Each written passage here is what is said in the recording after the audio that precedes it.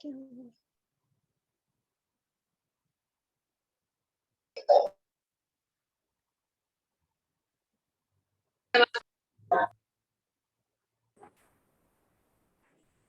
अस्सलामुअलैकुम स्टूडेंट्स। हम 2 मिनट के लिए वेट कर लेते हैं ताकि मैक्सिमम लोग ज्वाइन कर लें और उसके बाद हम डिस्कशन अपना स्टार्ट करते हैं।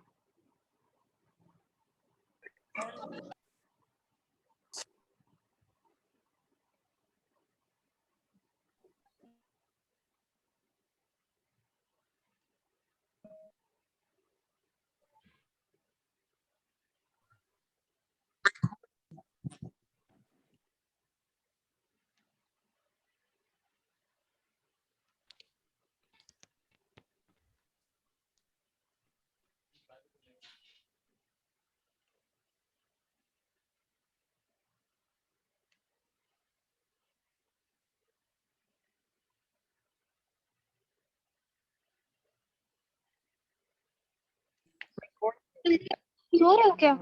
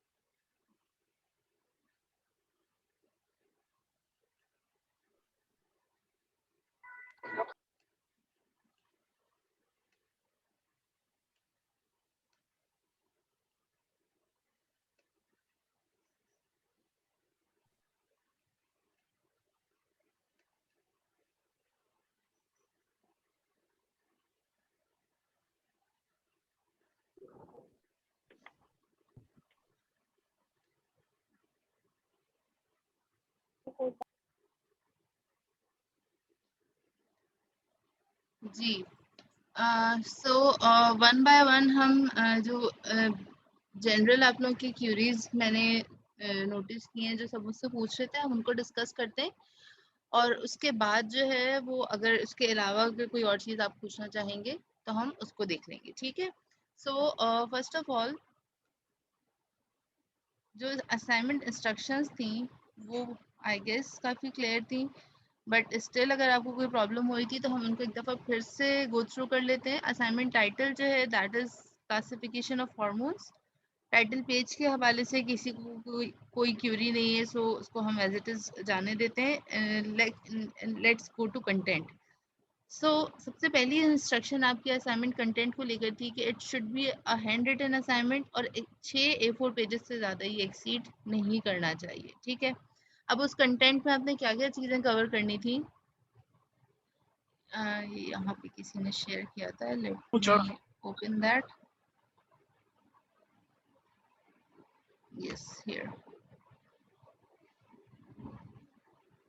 तो सबसे पहली चीज़ जो आपने इसके अंदर मेंशन करनी थी that was chemistry of hormone, कि यानी कि जो आपके हार्मोन्स हैं उनको आप क्लासिफाई करेंगे प्रोटीनियस, नॉन प्रोटीनियस और अमाइनो एसिड डेरिवेटिव और स्टेरॉइड हार्मोन्स में। ठीक है, 4 तरह की क्लासिफिकेशन है। बेसिकली जो नॉन प्रोटीनियस हार्मोन है उसी की सब क्लासिफिकेशन है amino acid derivatives and steroids. ठीक है, लेकिन आप उसको सेपरेटली भी लिस्ट कर सकते हैं। कुछ बुक्स में उनको अलग से मेंशन किया हुआ है और कुछ बुक्स में उसको एक साथ मेंशन किया हुआ है। एंड इस बात को याद रखें कि एक हार्मोन एक से ज़्यादा क्लासिफिकेशन में वो प्रेजेंट हो सकता है। ठीक है, फॉर एग्जाम्पल क्योंकि अमाइनो एसिड डेरिवेटिव्स और स्टेरॉइड हार्मोन जो हैं वो नॉन प्रोटीनियस की सब टाइप्स हैं, तो इट इज़ पॉसिबल कि जो आपके पास अमाइनो एसिड डेरिवेटिव में आ रहा है वो आपके पास नॉन प्रोटीनियस में भी लिस्टेड हो। ठीक है।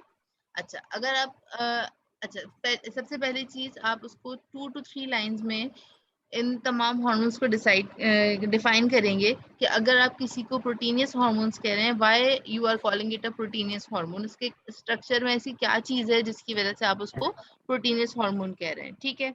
अमाइनो एसिड डेरिवेटिव हार्मोन किस तरह के होते हैं, अच्छा ये आपने 3 to 4 लाइन्स में उसको डिफाइन करने के बाद you are going to make a list of hormones which are proteinous, non-proteinous, amino acid derivative और steroid। अच्छा, इसके अंदर ज़रूरी नहीं है कि जितने भी हार्मोन्स ह्यूमन बॉडी में एग्जिस्ट करते हैं आप उन सबको कवर करें, ठीक है। एटलीस्ट जो मेजर हार्मोन्स हैं उनको आप क्लासिफाई करेंगे मेजर और हर हार्मोन की क्लासिफिकेशन में टोटल आपके पास हार्मोन एटलीस्ट 15 to 20 हार्मोन्स आपको लिस्ट करने चाहिए, ठीक है। आई गेस कि इससे ज्यादा जो है वो आपको जाने की जरूरत नहीं है।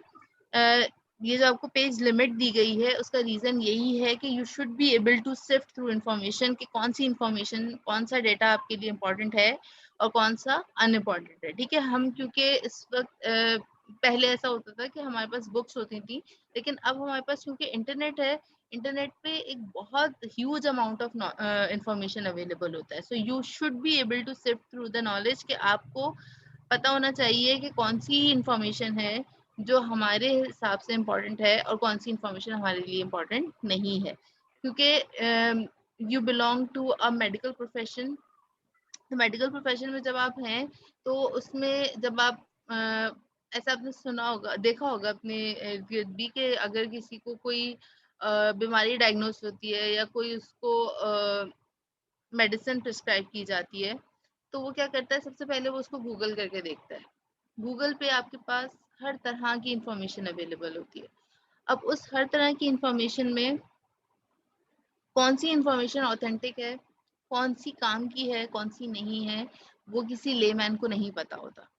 ये सिर्फ कोई हेल्थ प्रोफेशनल ही सही से गेज कर सकता है कि कौन सी इंफॉर्मेशन हमारे काम की है। सो बेसिकली जो ये असाइनमेंट देने का जो आपको मकसद है ना, कि इसमें आपको मैंने कहा कि आप क्लासिफाई करें हॉर्मोन्स को डिफरेंट क्लासेस में, तो ये आपकी एज अ प्रैक्टिस के लिए दिया गया है कि आप उसको देखें कि किस तरह से आप चीज़ों को क्लासिफाई करते हैं इम्पोर्टेंट और नॉन इम्पोर्टेंट, ठीक है। अच्छा, इस चीज़ के कोई मार्क्स डिडक्शन नहीं होंगे कि अगर आपने सारे हार्मोन्स कवर नहीं किए। Good amount of hormone should be covered.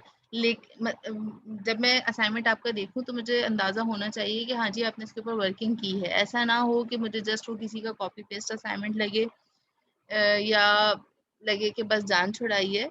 Proper तरीके से आपने उसकी क्लासिफिकेशन करनी है, ठीक है। Next is biological and pharmaceutical importance of hormone. मैंने पहले भी कहा था कि हमारी हार्मोन्स क्योंकि मेटाबॉलिज्म में पार्टिसिपेट कर रहे होते हैं, बॉडी के बहुत सारे फंक्शंस को रेगुलेट कर रहे होते हैं।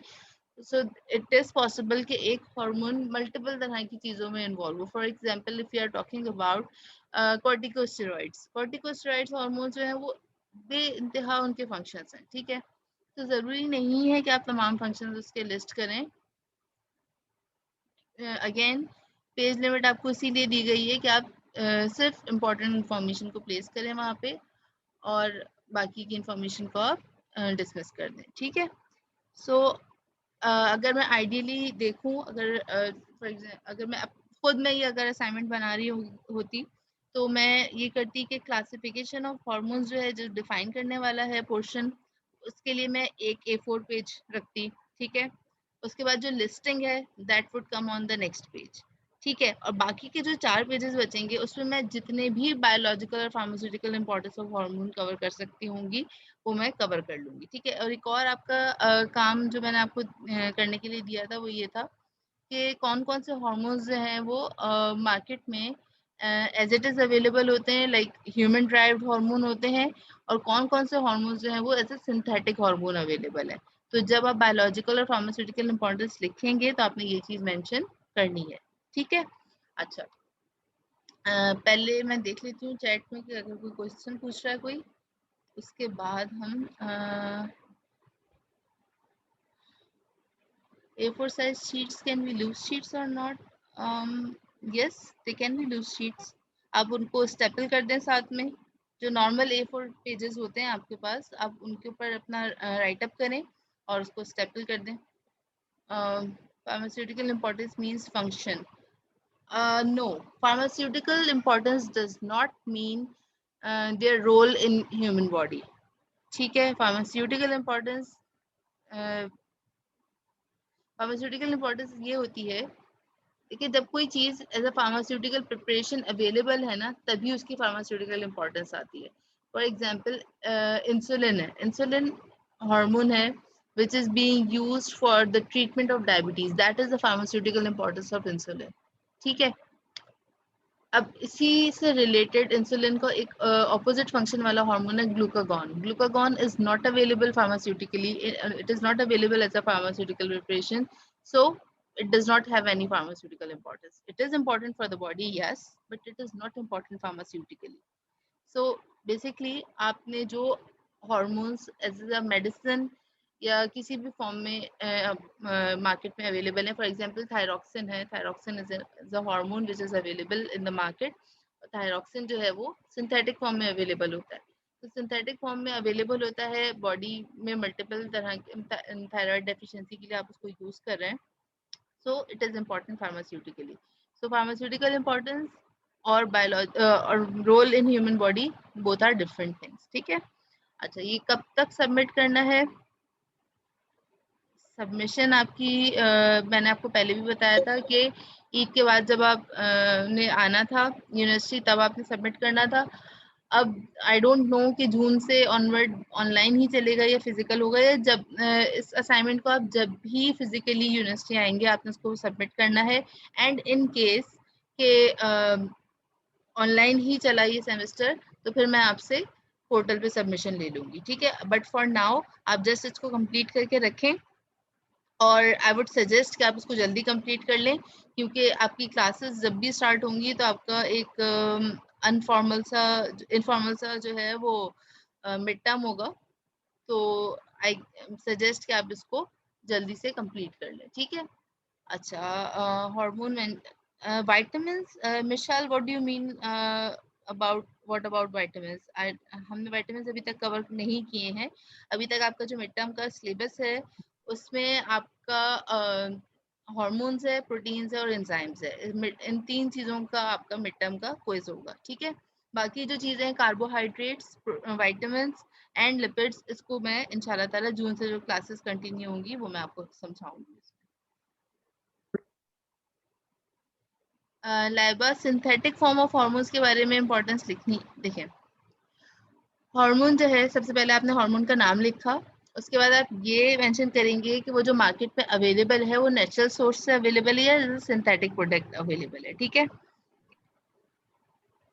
अब उसके बाद आप ये मेंशन करेंगे, उसके बाद उसकी इंपॉर्टेंस मेंशन करेंगे. कुछ नेचुरल सोर्स वाले हार्मोन्स भी हमारे पास अवेलेबल होते हैं, तो आप उनकी भी इंपॉर्टेंस लिखेंगे if they are important pharmaceutically and if they are available as a medicine.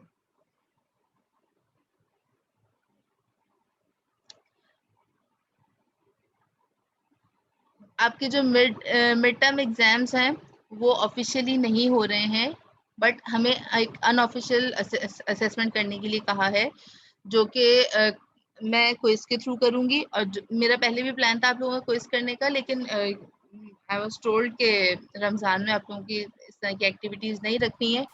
सो अब जो है वो ये खत्म हो गई रिस्ट्रिक्शन. तो मैं इंशाल्लाह ताला मई के लास्ट वीक में या जून के फर्स्ट वीक में आपकी असेसमेंट कर लूंगी. क्विज आपका ऑनलाइन लूंगी और ऑनलाइन क्विज में आपकी असेसमेंट हो जाएगी. मिड टर्म नहीं होगा, यही अनऑफिशियल असेसमेंट आपकी होगी.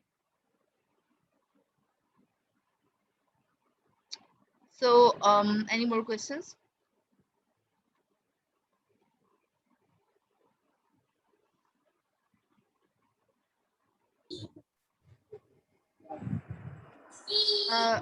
माहिन, आप अच्छा, आप माहिन ने पूछा है कि हार्मोन की लिस्ट बनेगी या साथ साथ नहीं लिख सकते. मैंने अगेन अभी भी मैंने ये चीज कहा था कि अगर मैं इस असाइनमेंट को कर रही होती तो मैं इस तरह से करती. Everybody should have a different approach. I don't mind that as long as your approach is right. ठीक है. जो इन्फॉर्मेशन मैंने आपसे असाइनमेंट में कवर करने के लिए कहा है, अगर वो कवर हो रही है दैट इज ओके, और इजीली उसको देखना पॉसिबल है तो आप उसको जिस भी तरह से करें, पहले लिस्ट बनाएं या साथ साथ लिख दें, दैट इज ओके. मैं जस्ट एक एग्जांपल दे रही थी कि आप इस तरह से कर सकते हैं. जी, क्विज जो है वो आपका एमसीक्यू बेस्ड हो. क्विज की प्रेप के लिए आप जो आपको मैडम ने अपने पीडीएफ शेयर किए थे, मैडम कुरतुलैन ने, वो तमाम पीडीएफ्स आप देखेंगे.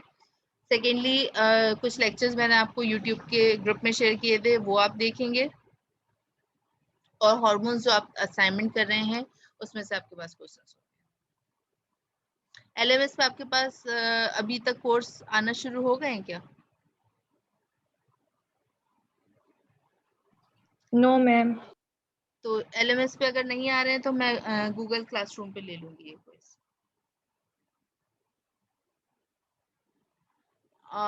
सेकेंडली अच्छा, अभी किसी ने पूछा था कि 6 पेजेस से कम का असाइनमेंट हो सकता है। यस, हो सकता है। 6 page is the maximum limit. आप उससे कम का भी असाइनमेंट बना सकते हैं, बट अगेन कंटेंट उसमें सारा कवर होना चाहिए। कंटेंट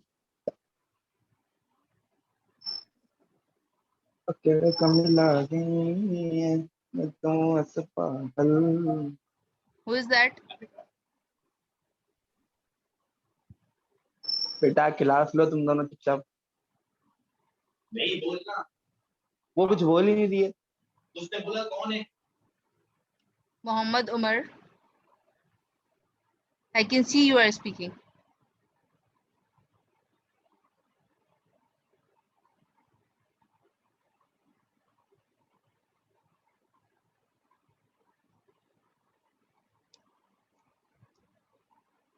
मेरी क्लास में किसी भी किस्म की बदतमीजी करने वाले स्टूडेंट्स को मैं बिल्कुल भी बर्दाश्त नहीं करूंगी, so keep it in mind. आप अगर इंटरेस्टेड नहीं है क्लास लेने में, you are more than welcome to this class. Okay,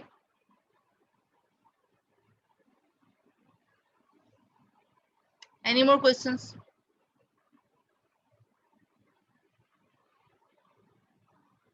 Jain material website से भी ले सकते हैं। मैंने कहा था कि अगर आप वेबसाइट से मटेरियल ले रहे हैं तो आपको रेफरेंस इस तरह से देना है। आप वेबसाइट का लिंक देंगे कि data retrieve from this website on this date. ठीक है, इसकी एग्जांपल मैंने आपको शेयर की थी ग्रुप के अंदर। क्विज के टेस्ट की डेट मैं अनाउंस कर दूंगी, अभी अनाउंस नहीं है।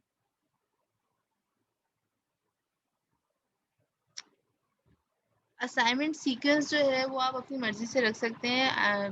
मैं बार बार कह रही हूँ कि जैसे आपको कन्वीनियंट लग रहा है ये सारा कंटेंट कवर करना, आप उस तरह से कवर करें, बट उसके अंदर ये चीज़ें लाजमी होनी चाहिए। एक तो उसकी क्लासिफिकेशन होना ज़रूरी है, और उसके बाद जो है वो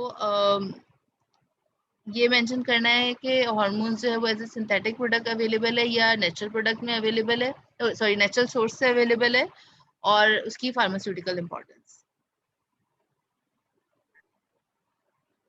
amino acid is a part of protein.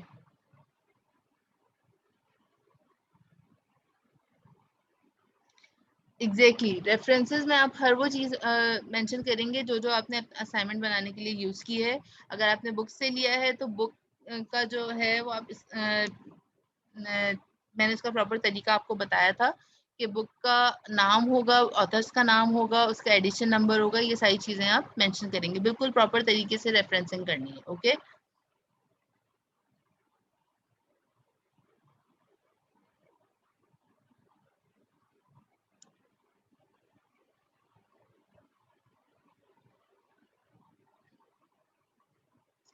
so any more questions?